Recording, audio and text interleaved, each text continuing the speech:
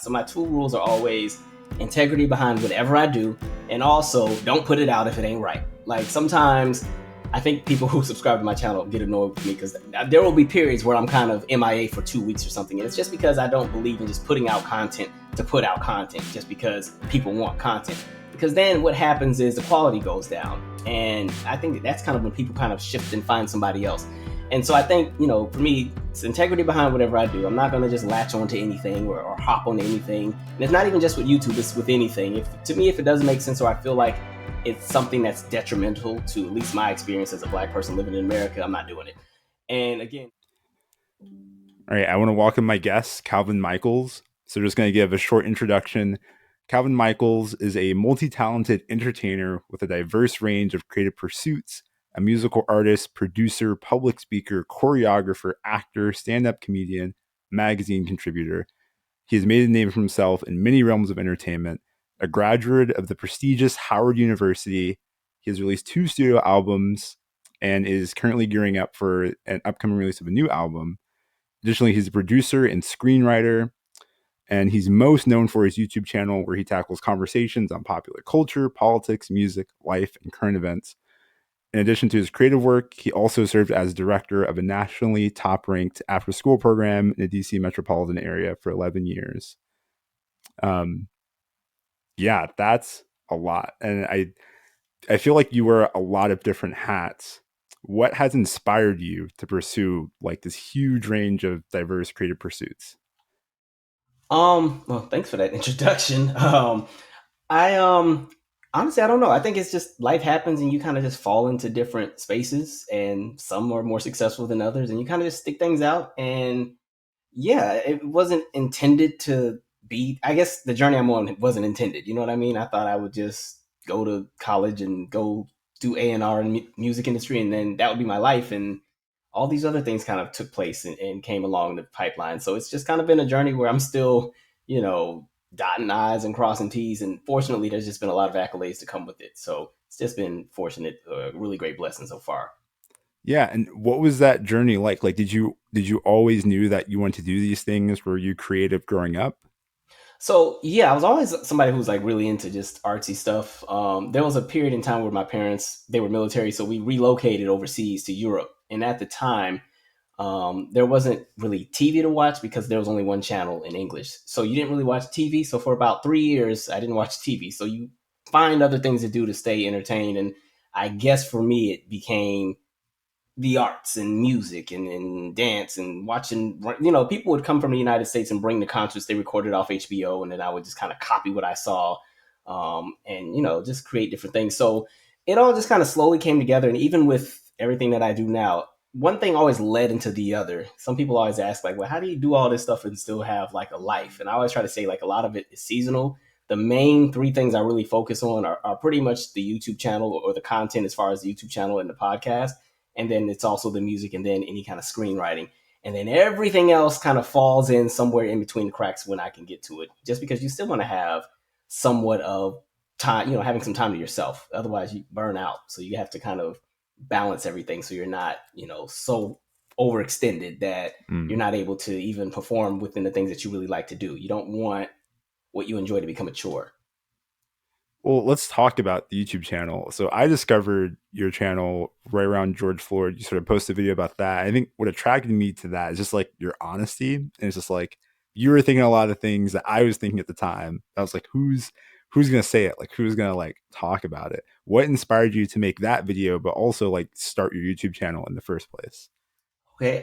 As far as that video, I mean, I just felt the same way everybody else felt. And I was like, well, good thing I got a channel where I can go and vent on.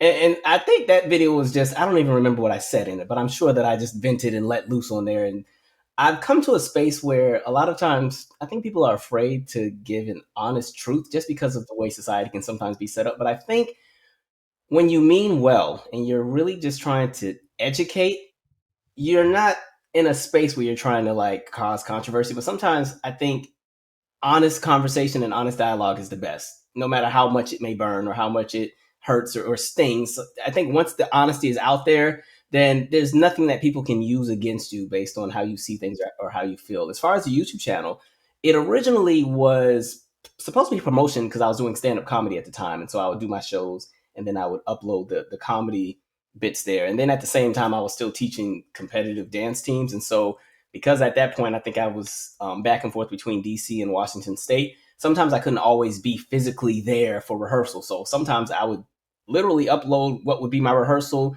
to the YouTube channel on an unlisted link, and then whichever team I was working with, that would be the rehearsal, and then gradually over time there was a woman named Bethany Storrell in Vancouver, Washington, who had made this claim that she had been attacked by this black woman who threw acid on her face.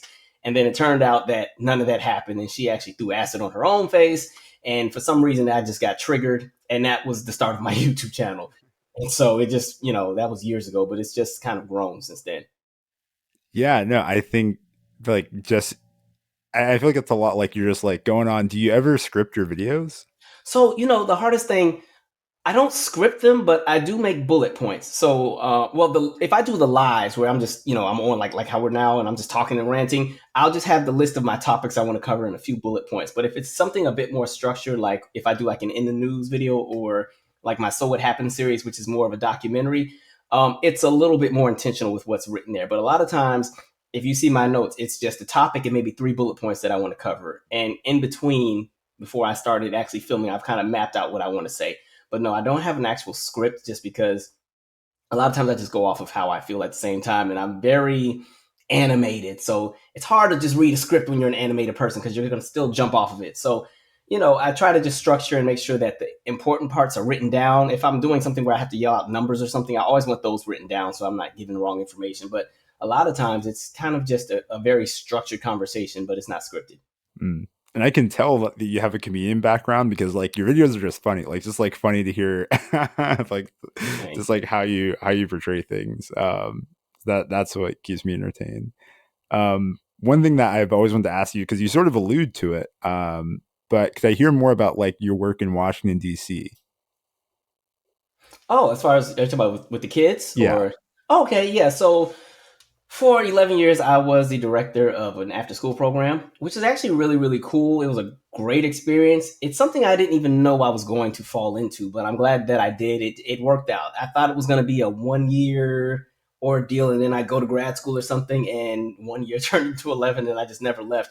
But the coolest thing was that I had the same cohort of kids for that entire 11 years. Like the center was in a public housing complex, and the complex had a closed waiting list for new residents to move in. So I ended up having the same kids the entire time. So even actually, as soon as we finish this, I have to get in my car and drive to Norfolk, Virginia, because one of my old kids Mm. graduates from Old Dominion University tomorrow. So it's kind of cool that you get the same group. So they practically grew up with me, and I grew up with them. And the coolest thing is like you almost get a second childhood. And I always tell Mm. people, especially anybody who works in education or who are mentors, I think we sometimes underestimate kids and we underestimate what they know. And I always say that when working with kids, it's kind of like it's like looking at a roadmap, right? Like you have your starting point and you have your end point. Some kids are blessed to have somebody to guide and map out exactly where to go, and they know how to get to wherever they want to get to in regards to their future success. And then you have other kids who don't get that. And I think our job as people who work in the community, it's not about mapping out the road for them to do exactly what you want them to do, but more so creating a space that by the time they're old enough to become functioning adults, they have their own agency where they can make the right decisions based on how you've kind of trained them up, and you can trust that they'll be okay. And I think that's kind of the end goal for all of us. And so that's how I approached the center. Mm. We were very underfunded, but we were very creative, and the success that came with it just I still sometimes sit like, how did we do that? Because we weren't a big center. We didn't have a gym or a football field or a pool or none of that. We literally operated out of 3 or 4 rooms. And so to see like some of the national accolades that came over time was amazing. And it's one of the things that kept me there even longer. Mm. Just like, okay, I can't leave my baby yet. There's so much more we can do. So it was a great experience. And oddly enough, I still volunteer there. So I'm not there anymore, but I go on Thursdays. And I still pop in all the time. You're somewhere like that for a decade and some change. It's hard to just leave. So the inside joke is, oh, he's the guy that quits but still works here. So yeah. Could you describe, just to give us more insight to what it's like, could you describe maybe like a challenge that you faced in the center? Yeah.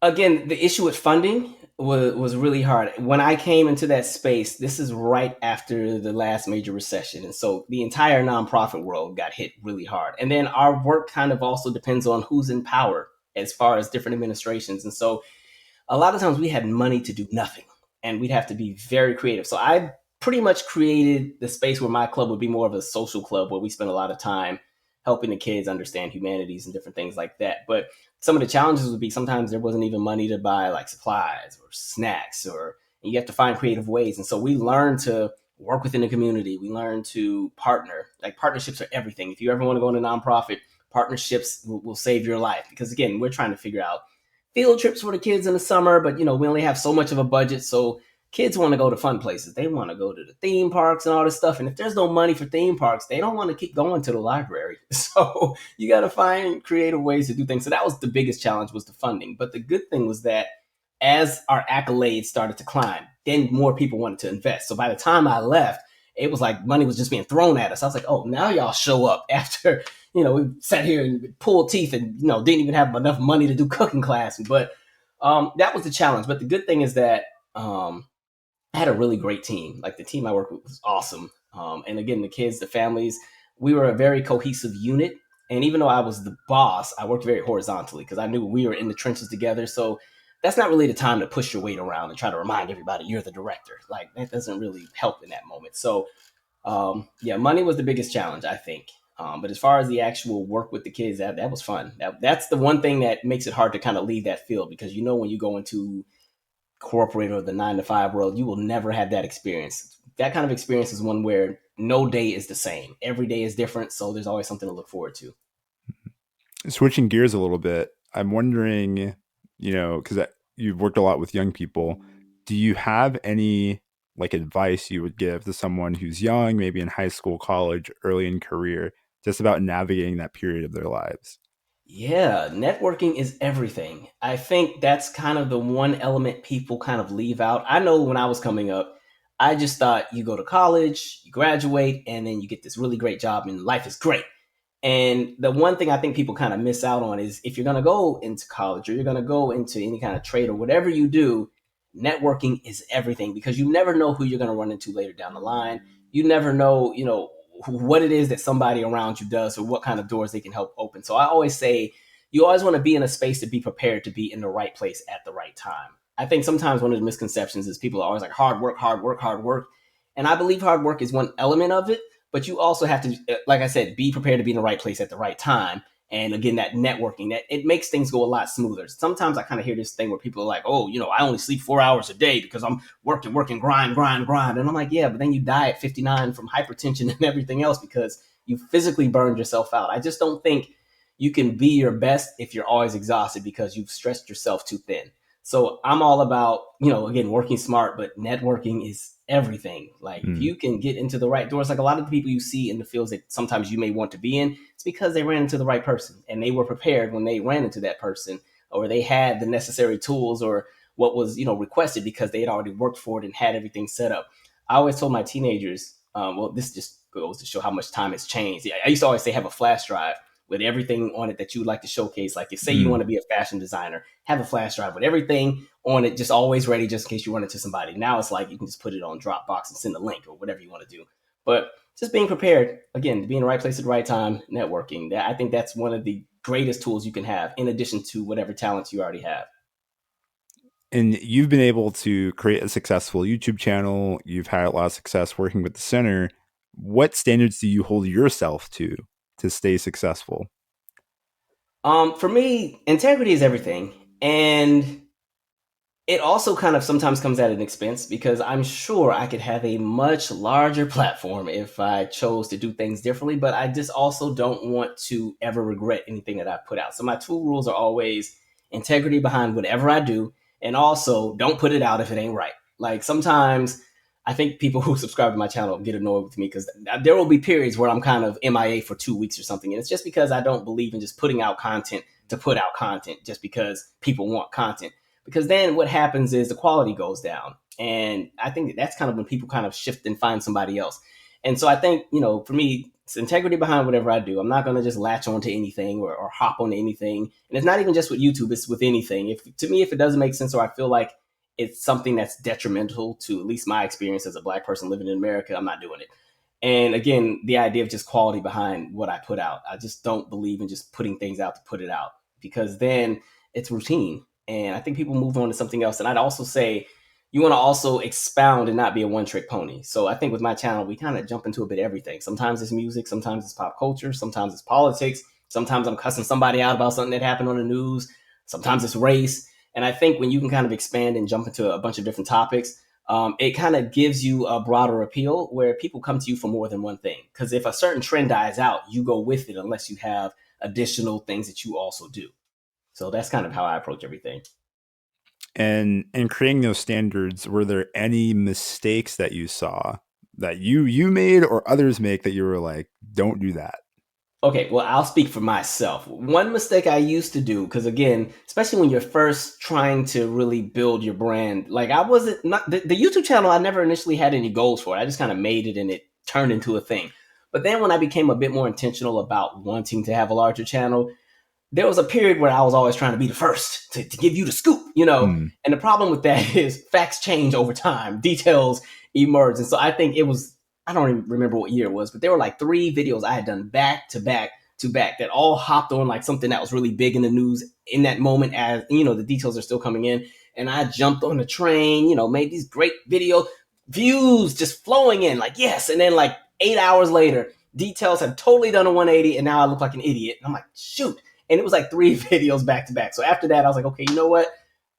Let us reevaluate how we approach things. So yes, we can still kind of hop, you know, strike while the iron is hot, but let's not strike right away. Let's give, you know, some time to let details flow out. So a lot of times when there's like a really big breaking news story, I don't really, you're probably not going to see me right away. You might see me a day or two later because I'm trying to just, you know, ride out and see what else are we going to get. And, you know, Mm. I think it's a challenge. The internet world is very competitive. And I think, you know, for a lot of folks, people want those massive views and the massive this and the massive that. So, you know, they're constantly going to put out content every time a new detail drops. Like, I don't know, say, like I know right now Jamie Foxx is in the news because, you know, he's sickly. We don't really know what's happened. But every single time there's like a new detail, you'll see like some content creators have like 5 or 6 Jamie Foxx videos. The facts have not changed for 2 weeks, right? But it's 5 or 6 video. He sent a tweet, y'all, and then it's a 10-minute video on. And so it's like that to me is just draining. So I would rather just maybe do one Jamie Foxx video when we finally figure out what actually happened and keep it going. That's just how I work. I just think